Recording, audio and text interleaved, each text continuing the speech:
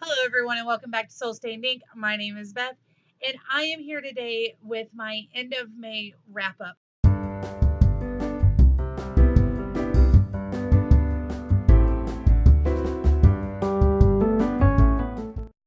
I'm going to do this a little bit differently. I did a mid-month wrap up of the first 17 books that I read for middle grade May / BookADayINMay, but I've read a whole bunch more. So this time I'm going to do books 18 through 24, 25, somewhere in there. And then I'll do another video where I wrap up the rest of them because I've read at this point, I think 32 or 33 books. So I'm going to split this up into a couple of end of the month wrap ups. I hope you'll stick with me. All right, so here we go. The first two books I have to talk about, I don't have physical copies of because I listen to them as audiobooks. And those are The Fugitive and The Scandal. They are both by John Grisham. They are books 5 and 6 in the Theodore Boone Kid Lawyer series. And unfortunately, The Scandal is the last one that was released, and that was a couple of years ago. So I am just sad and waiting on the next book because I love the Theodore Boone Kid Lawyer series. If you have not read it, you definitely should start out with it. I've read all 6 books in the last few months because my friend Fiona suggested I read the first one for middle grade March, and I just kept going. Definitely enjoyed them. And that's all I'm going to tell you because I don't want to spoil anything about it. All right, I gave both of those 4 stars, by the way. The next book I have to talk to you about, I am super excited for. I absolutely loved. I gave this, I think, 4 stars out of 5. This is The Prince of the Mist by Carlos Ruiz Zafón. And this is the first book that Mr. Zafón had published. He wrote his first 3 novels for the middle grade / young adult age range. And this is a middle grade plus, which means it's rated for 12 years and over 6th grade to 12th grade. And this book is about a family who moves to the beach, and there is this mysterious garden of statues that turns out to be an evil carnival that comes back to life, and they're chasing the lighthouse keeper, and these people get involved, and it's creepy and it's awesome.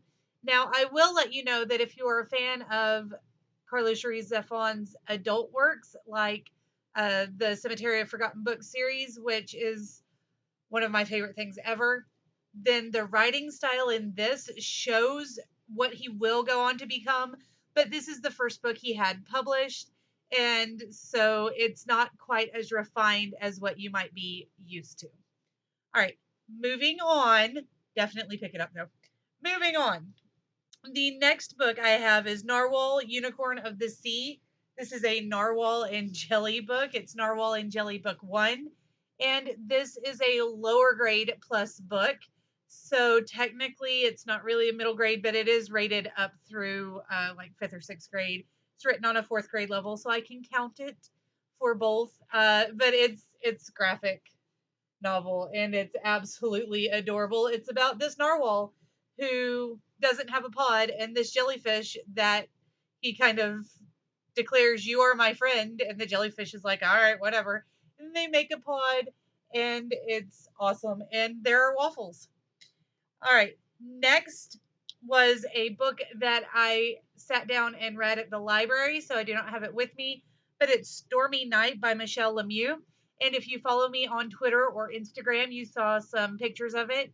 It is about a child who is sitting in bed during a storm and is thinking all of these thoughts like, oh, that thunder is loud. I wonder where we come from.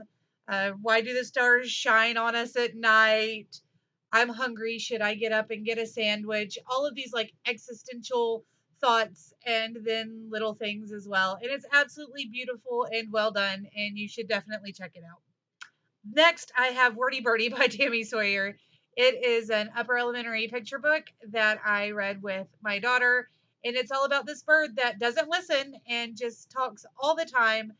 But then her friends wind up having to save her because she did not listen to them and went on the dangerous path, and they wound up having to save her. And now she still likes to talk, but she also listens sometimes. It was really cute, and we very much enjoyed it. Next, I have Threads by Amy Polonsky, and this is about Clara, whose sister was adopted from China and has just recently passed away. And so Clara discovers a photograph and a note in a handbag at the mall, and it is a girl who is trapped working in a factory in China. And so Clara talks her family into not only turning in this information, but also going to China. And she kind of talks them into it because they are going to go revisit where they got her sister from and just kind of have a family grieving vacation, basically. And really, Claire is trying to find this girl, and it's written in two viewpoints. So you get Yu Ming, who is the girl in China, and then Clara, and they go back and forth. And it does not turn out the way you think it's going to turn out, but it's a really good book. I gave it 3 or 4 stars, I can't remember, but I did enjoy it. Next, I listened to another audiobook. This one was Chomp by Carl Hyacin, I think. This was about a boy whose dad is a wild animal expert. He uses like alligators and monkeys and things. They take care of them and use them in commercials and television shows, things like that. And so it is about Wahoo, who is the boy, and then his dad, and they are working with this reality TV star who does wild animal stunts, but he's just not what they think he's going to be. And then a girl becomes involved, and so it's a very cute book. I think I gave it 3 stars. I enjoyed it, but it wasn't the best thing I've read this month. And then the last book I'm going to talk to you about in this video is Like Pickle Juice on a Cookie by Julie Sternberg. And this I originally thought was written in verse. And it's not really written in verse, but it's kind of prose poetry a little bit. I think that's the best way to describe it. The story is told in a prose poetry sort of manner, and it's very, very cute. It was put in the middle grade section, and it is definitely a lower middle grade book, more like a 3rd, 4th grade level. But it was adorable. It is the first in a series, and I am definitely picking up the next book when we go back to the library. It is about Eleanor, and I believe her name is Eleanor Abigail Kane, maybe. Anyway, her babysitter winds up having to move to Florida to take care of her father. And so Eleanor and her family are left without, I believe her name is Bibi, who has been Eleanor's babysitter for her entire life. And then they wind up needing to get a new babysitter because her parents have to work. And so basically they have to hire a nanny for Eleanor. And Eleanor is just absolutely for sure that she is going to hate this nanny. She doesn't want to hang out with this chick. No. And then she discovers that it's okay to love the new babysitter, but she's going to be different from Bibi, and that is just fine. It's absolutely adorable. I believe I gave it 4 stars, and you should definitely check this and all of the other books that I read out. Those were books 18 through 26 that I read in the month of May. Here's the physical copies I still have on hand. All of these were great. Like I said, you should definitely find them, listen to the audios, get them from the library, whatever you want to do. But definitely check out all these fabulous books.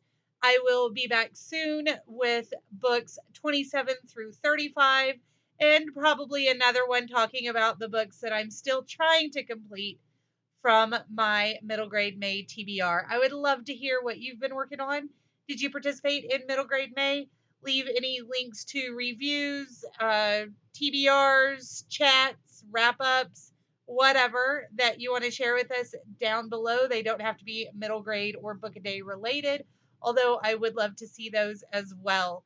I hope that you've enjoyed this video. If you did, please give it a big thumbs up, subscribe if you're new, and have a wonderful day, guys. I'll talk to you again soon. Bye.